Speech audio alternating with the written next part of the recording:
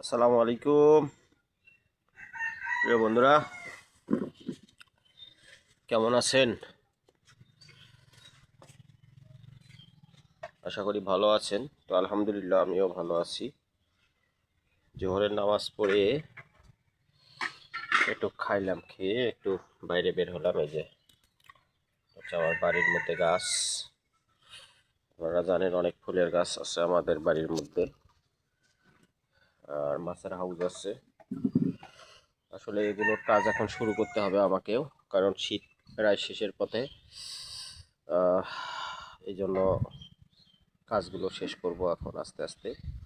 আর কিছু মুরগির ঘর বানাবো, একটা বড় ঘর বানাবো কিছু মুরগি পালনের জন্য। আর একটা দোকান নিছিলাম, দোকানটা করা হচ্ছে না আর কি, মানে যে কোনো কারণবশতে দোকানটা আমার ছেড়ে দেওয়া লাগলো। অর্থনৈতিক বিষয়টা আসলে অনেকটা চাপে ছিলাম সেই জন্য। তো যাই হোক, আলহামদুলিল্লাহ, তারপরেও আল্লাহর কাছে লাখো কোটি শুকরিয়া, আল্লাহ যেভাবে চালাবে আশা করি শুকর ভালোভাবে চালাবে। তো সেই জন্য একটু বাড়ির দিকেই প্রিপারেশনটা নেব, কারণ আসলে ব্যবসা বাণিজ্য এই মুহূর্তে করার মতো কোনো এবিলিটি নাই।